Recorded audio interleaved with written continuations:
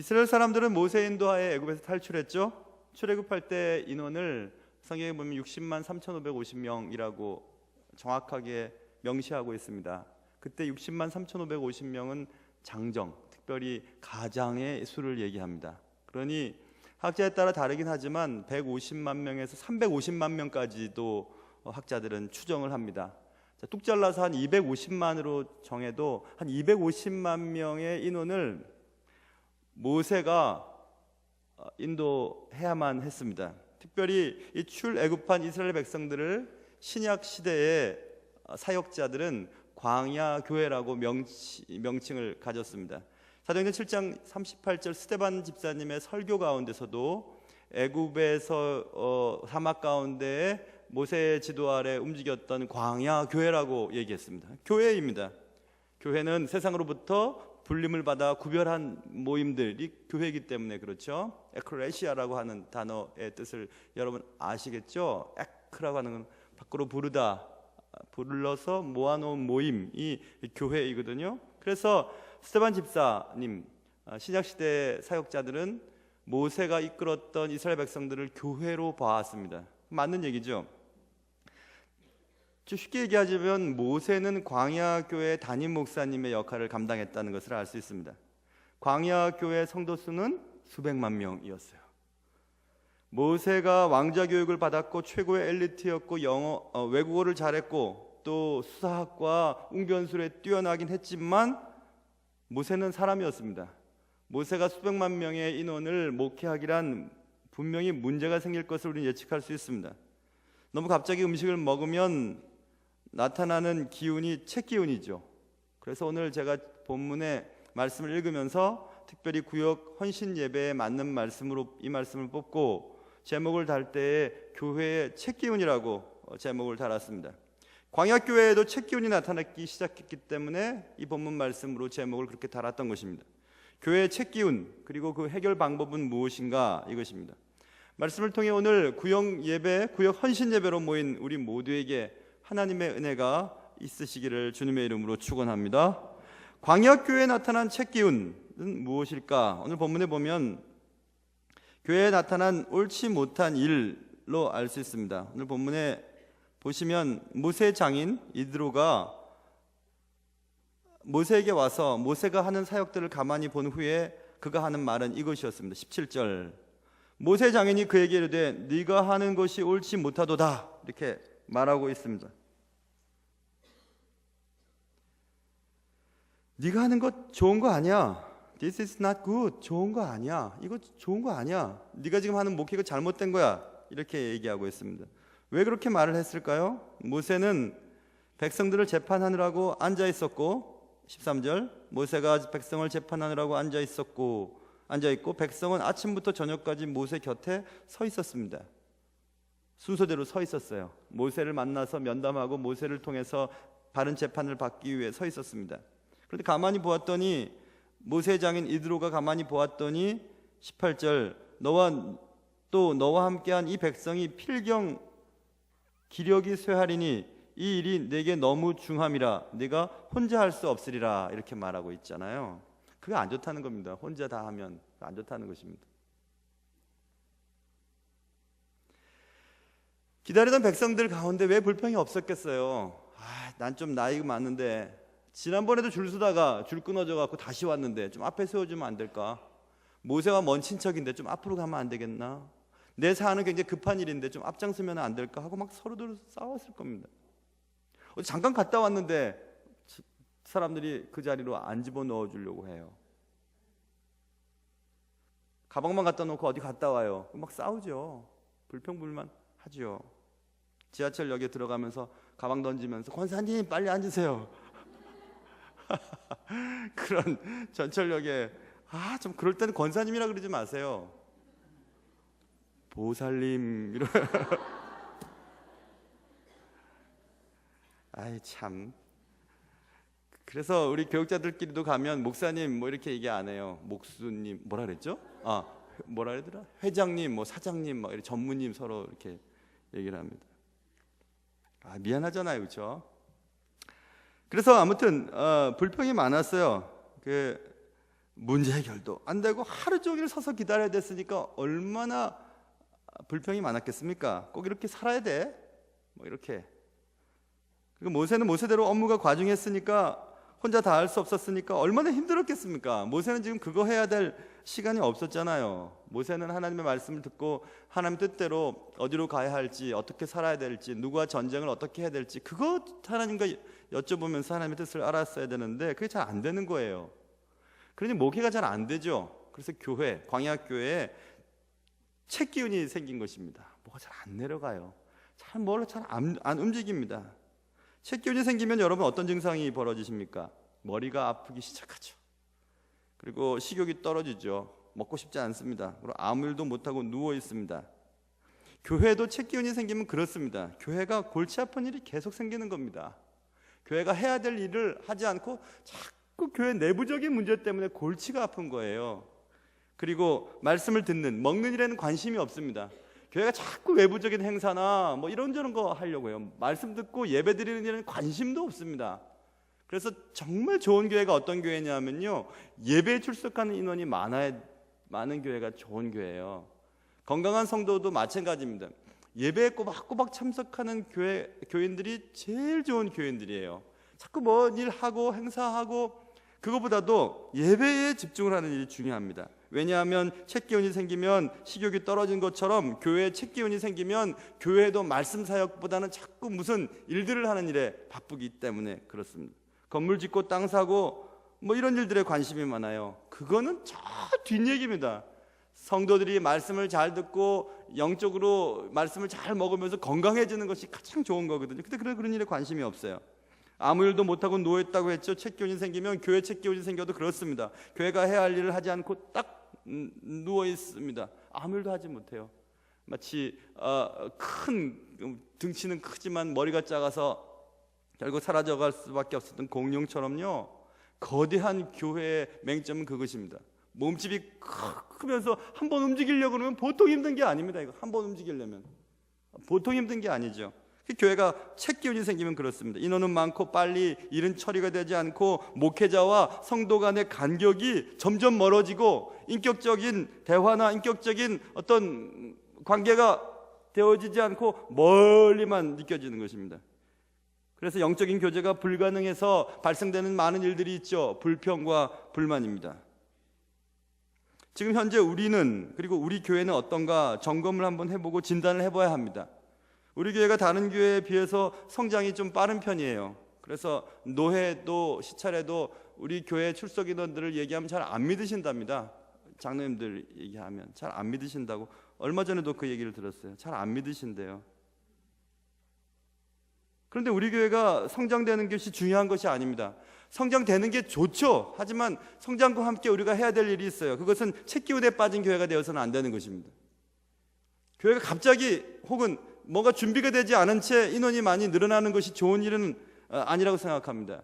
뭐가 잘 원활하게 진행되는 체계적인 것들이 준비될 때 인원이 늘어나도 잘 교회가 움직여갈 수 있는 거죠. 그래서 하나님께서는 모세가 사역하는 것을 보고 딱하게 여기셨던 것 같아요. 그래서 하나님께서는 이드로라고 하는 모세의 장인 이드로를 모세에게 보내십니다.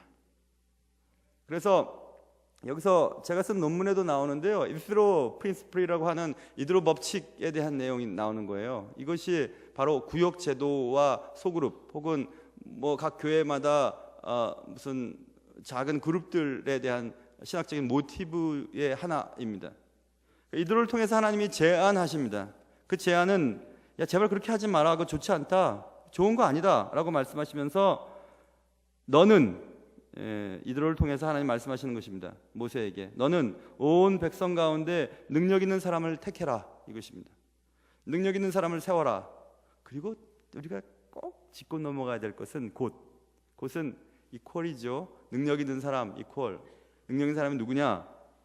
하나님을 두려워하는 사람입니다. 하나님을 두려워하는 사람입니다. 사람을 두려워하는 것이 아니라, 자리를 두려워하는 것이 아니라, 인기를 두려워하는 것이 아니라, 나의 유익을 두려워하는 것이 아니라 하나님을 두려워하는 사람이 능력 있는 사람이에요. 하나님을 두려워하는 사람입니다. 그리고 진실하며 이렇게 되어 있죠. 진실한 사람. 안과 밖이 똑같은 사람, 집에서의 나의 모습과 교회에서의 나의 모습이 똑같은 사람, 구역에서의 모습과 혼자 있을 때의 모습이 똑같은 사람, 진실한 사람이에요. 진실한 사람. 진실한 사람은 자녀들이 잘 알고, 배우자가 잘 알고, 가까운 가족들이 잘 압니다. 엄마는, 할머니는, 할아버지는, 아빠는 이런 사람이야 라고 얘기하는 게 딱 맞습니다. 딱 맞아요. 그래, 가까운 사람들로부터 그리스도인으로 인정받지 못하는 사람이라면 진실한 사람이 아니죠. 직장 동료들로부터 넌 정말 그리스도인 맞는 것 같아 라는 말을 듣지 않는다면 우리는 진실한 사람이 아닌 거죠. 진실하며, 근데 왜 아까 목사님은 보살님 이렇게 하라 그랬어요? 그건 주님의 영광을 가리우지 않도록 하기 위한 거죠.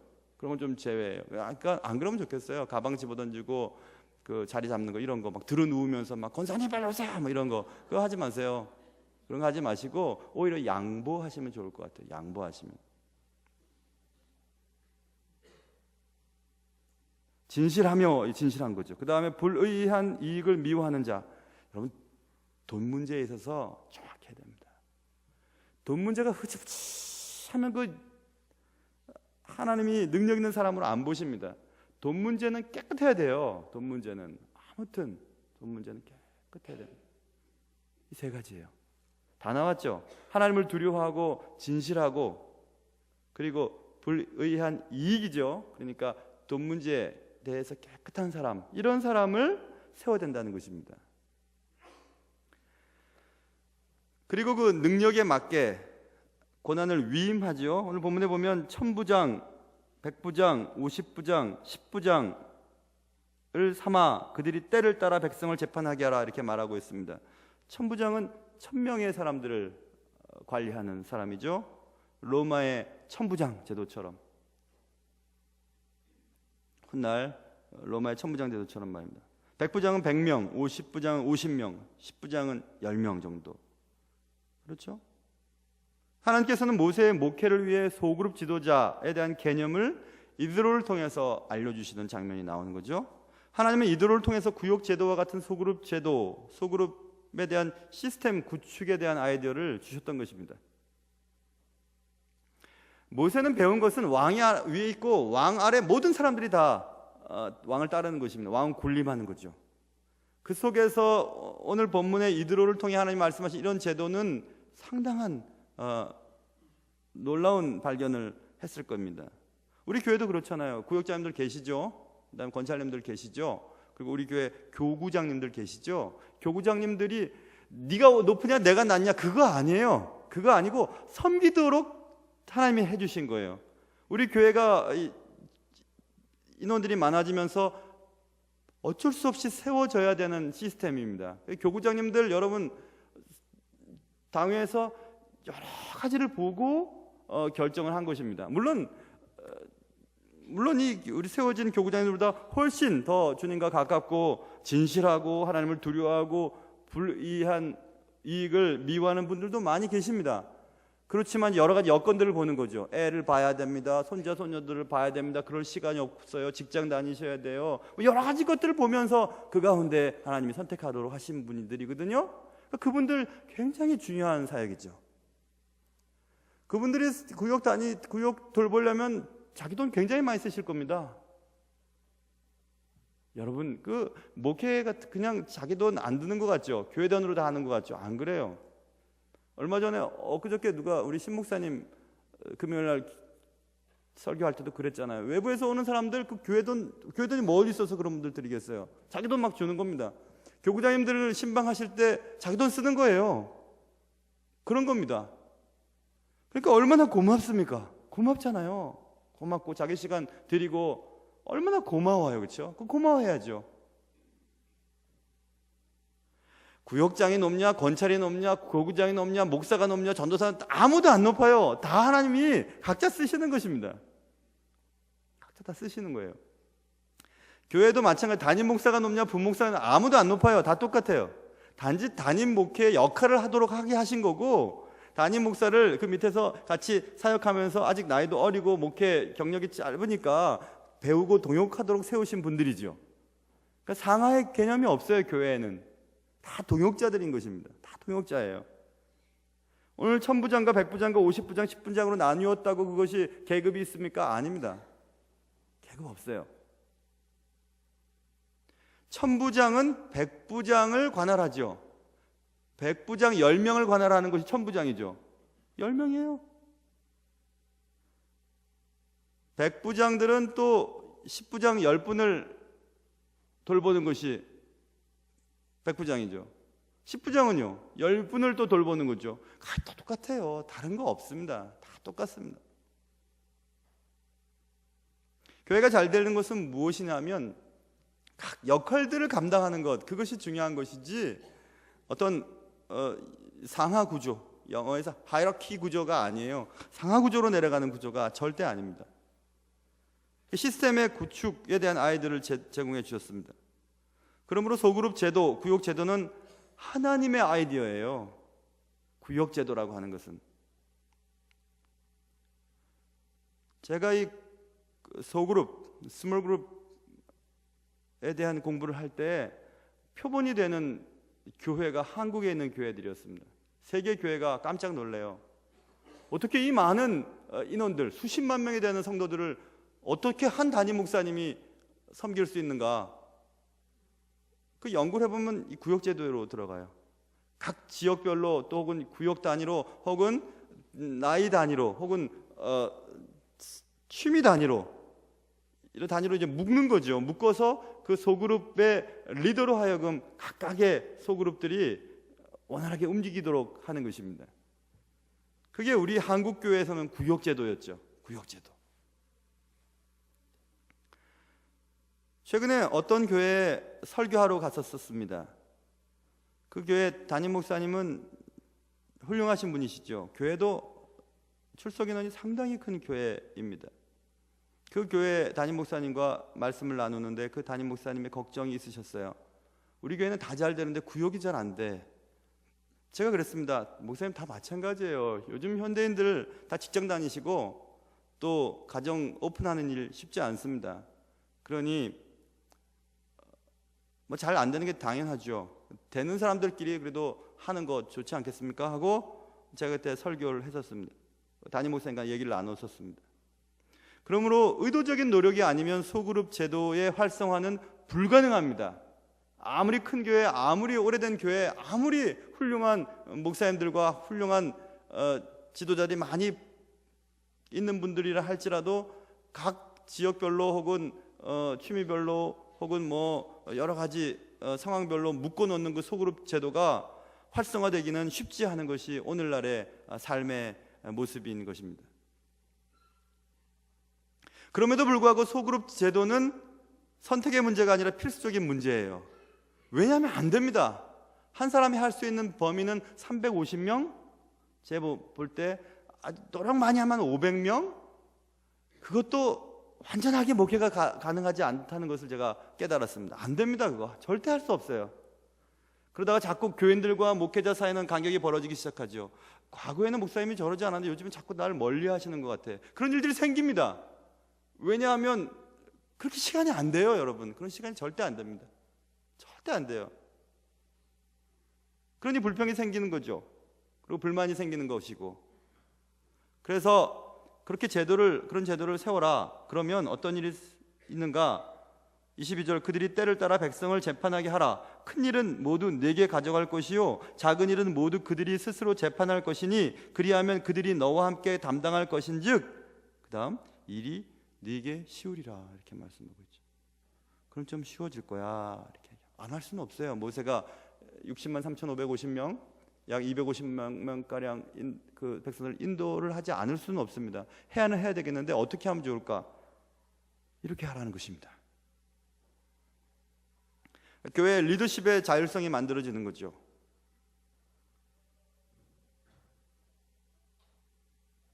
그리고 23절, 내가 만일 이 일을 하고 하나님께서도 내게 허락하시면 내가 이 일을 감당하고 이 모든 백성도 자기 곳으로 평안히 가리라. 일이 빨리빨리 진행이 되는 겁니다. 해결이 되는 거예요. 그러니까 자기의 삶의 자리로 빨리빨리 돌아갈 수 있는 거죠. 그러니까 채기운이 해결이 되는 거예요. 빨리빨리 움직이니까. 그러니까 체하지 않죠. 급체가 생기지 않습니다. 자꾸 움직이는 겁니다. 이런 일들이 생길 수 있다는 것입니다. 모세는 위대한 지도자였죠. 많이 배웠고 능력도 있었습니다. 그러나 누구든지 혼자 할 수 있는 일에는 한계가 있기 마련입니다. 모세가 섬겨야 할 백성은 너무 많았고 수백만 명이었습니다. 혼자 할 수도 없는 것은 물론이고 문제가 생기게 되었습니다. 급하게 먹은 음식으로 인해 책기운이 생기는 것처럼 초대형 교회, 광야교회는 책기운 현상이 나타나기 시작했죠. 불평이고 불만이고 또 모세는 지쳐가게 되었습니다. 모세가 지치기 시작했어요. 그렇기 때문에 소그룹, 구역 제도는 꼭 필요합니다. 안 할 수가 없어요. 현대인들이 모이기가 힘들어요. 직장생활 하기 때문에 안 돼요. 우리는 집에서 모일 집이 없어요. 교회에서 모여야 돼요. 그럼에도 불구하고 구역 제도는 계속 되어야 합니다. 안 할 수가 없어요. 방법은 하나 있습니다. 교회를 쪼개는 것입니다. 교회를 한 350명, 크게는 한 500명 이하로 쪼개는 겁니다. 500명 이상은 다 좋은 교회를 만들어서 내보내는 거예요. 500명만 나는 목회하겠다 이것입니다. 그리고 500명 이상은 자꾸 내보내서 다른 지역에 좋은 교회들을 세워나가는 거죠. 하나님 사실 그걸 더 원하세요. 그걸 더 원하십니다. 정말 그걸 원하세요. 그렇게 할 수 없다면 구역제도와 소그룹 제도는 꼭 필요한 것입니다. 안 할 수가 없어요. 만약 우리 교회의 방향을 정하는 것이 중요하겠죠. 우리 교회의 방향을 어떻게 정하느냐에 따라서 우리는 그에 따른 방법을 마련할 수가 있죠. 소그룹의 활성화는 필수적인 것입니다.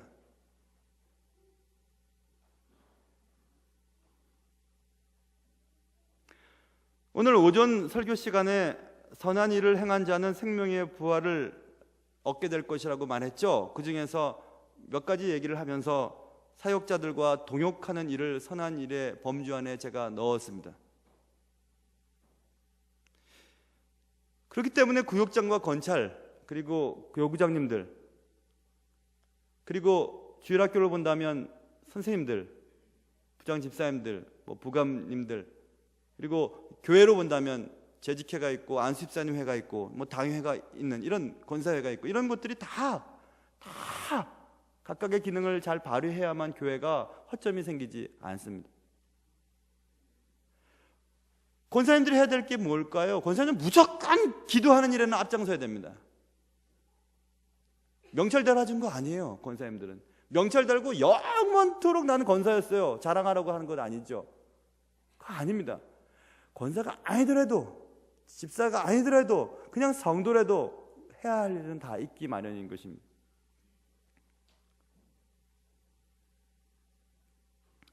그렇기 때문에 소그룹의 활성화는 필수적입니다.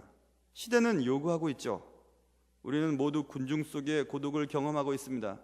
많이 사람이 있는데도 외로워요. 특별히 우리 교회처럼 막 교회 성도들이 많이 늘어나는 교회일수록 사실 새로운 분들이 오면 외롭습니다. 아무도 아는 척을 안 해줍니다. 누가 누군지 몰라요. 저분이 새신자인지 아니면 예전부터 계신 분인지 우리 교인인지 아닌지 알지를 못합니다. 사실 저도 잘 모를 때 있어요. 우리 교인인가? 그럴 때 있어요. 큰일 났죠? 그렇기 때문에 구역장님들이 잘 하셔야 돼요. 저한테 자꾸 알려주셔야 돼요.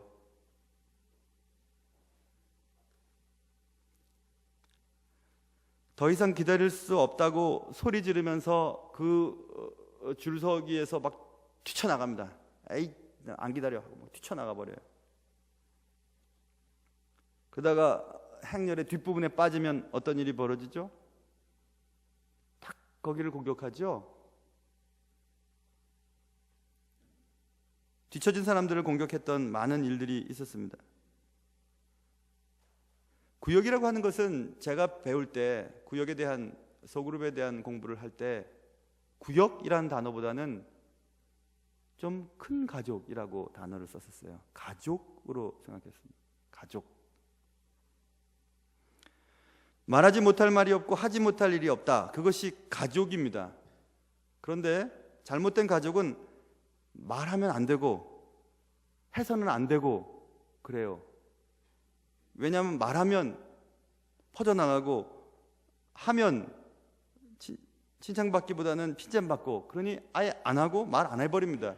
그래서 이상한 가족이 붕괴되는 현상은 딱 집에 들어가면 각각 자기 방으로 들어가서 각각 자기 방에서 있다가 밥 먹을 때 잠깐 와서 밥 먹고 다시 각각 자기 방으로 가고 대화가 없죠. 구역도 마찬가지입니다.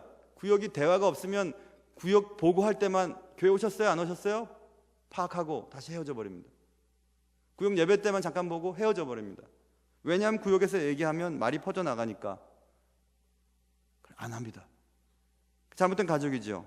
잘못된 구역이죠. 가족이라는 울타리 내에서 언제나 자유롭고 풍요롭고 안정감을 누려야만 참된 구역이 될 수 있는 거죠. 우리 교회는 이제 시험을 하는 겁니다. 우리 교회는 이제 하나님께서 시험하십니다. 하나님의 시험은 과연 이 교회가 튼튼한 체계를 가지고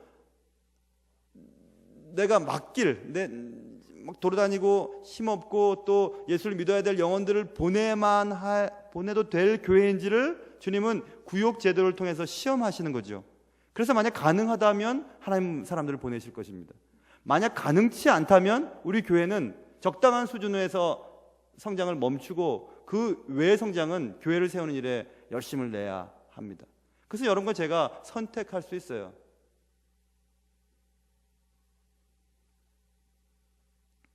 저는 목회를 하면서 목회를 오래 하진 않았지만 목회를 하면서 어느 때에 소중한 경험을 하게 됐습니다. 아주 소중한 경험이에요. 그 소중한 경험과 확신은 무엇이었냐면 제가 어느 교회를 가든지 상관하시지 않으십니다. 주님은 어디서 목회를 하든지 상관하시지 않지만 어느 교회를 하든지 하나님 보시기에 진실한 목회자만 되면 그게 하나님께서 나를 사용하신다는 것을 제가 어느 때부터 알았습니다. 그래서 교회 목회 의외로 쉽다는 생각을 했어요. 교회 목회 어렵겠나? 내가 하나님과 진실한 교제를 계속하다 보면 하나님이 나에게 맞는 교회를 성장시키시겠지 하는 그런 자신감이 있었어요. 정말 그건 제가 발견하고 우리 후배 사역자들한테 그런 얘기 할 때가 있습니다. 내가 뭘 하려고 하기보다는 하나님이 나를 통해 하실 일들을 기대하는 일, 그게 중요하죠. 교회도 마찬가지입니다. 우리 교회가 만약 책기운으로 고생한다면 하나님은 우리에게 은혜를 베푸시러 주시지 않을 겁니다. 지금까지 우리는 광야교회의 책기운 그리고 책기운의 해결 방안을 짧은 시간 동안에 살펴보았습니다. 구역이 활성화되고 그 구역 가운데에 은혜가 있을 때 우리 교회는 절대로 체하지 않고 잘 성장하게 될 것입니다. 하나님은 여러분과 저에게 기대하고 계시는 것이 있으십니다. 특별히 우리 교회의 모토인 주님이 원하시는 바로 그 교회, 주님이 이 땅에서 보고 싶으셨던